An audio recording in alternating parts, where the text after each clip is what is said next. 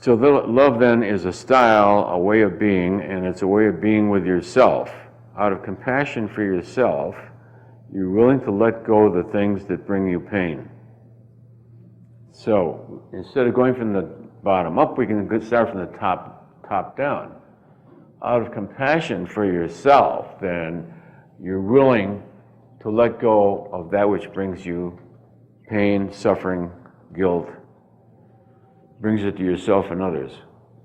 Out of love for yourself, out of love for oneself, out of compassion for oneself, out of compassion for myself, I'm not going to allow myself to fall into the pit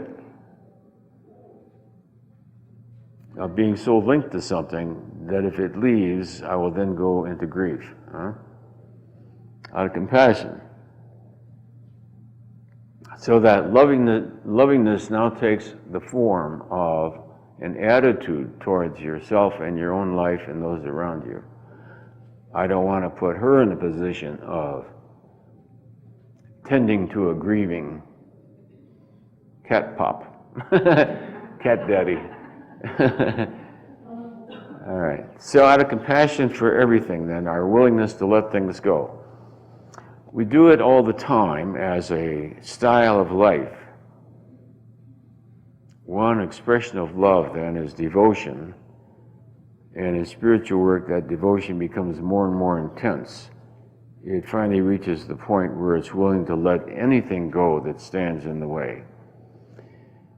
So we may think it's the small things that we're letting go of. We say, well, I let go of my favorite sneakers, and it seems trivial. Oh no, the capacity to let go of your favorite sneakers and not grieve about them or be angry at somebody stealing them or something.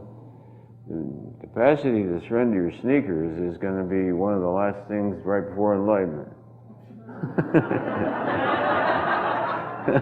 Why is that? It's because you have that capacity to let go. You try and get some people to let go of something, it's really something. You just cannot pry them loose, you know?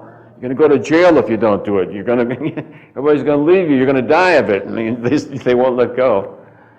It's like they're in a spasm, you know? All right, the capacity to learn to let things go, you've learned with small things. Could you let go of being mad at that guy for cutting in front of you in traffic? That's a wonderful example. Every day you get all these spiritual opportunities. Say, go ahead, man, it's all right. Go ahead.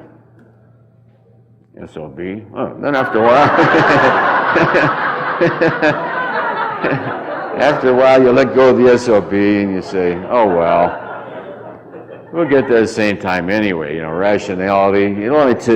I'm only going to get there 3 seconds later, big deal, you know. So then you're trying it with logic, see? You're trying to think. So you let go of all this stuff about him. I decided not to kill him. And he's not really causing me any problem with pride that he's a better driver than I am. You're all the way up to reason. Reason says, a couple of seconds this way, a couple of seconds that way. It's all the same, you know what I mean? But we're getting there. So we're developing the tools and the techniques. The most powerful thing you'll need is really powerful capacities in the one-pointedness of mind to go the whole way in non-duality and Zen and advanced Buddhism. This is a capacity that you learn, and then when you really need it, because you're going to run into tests that are really quite powerful, stronger than what you think, both overt and not so overt.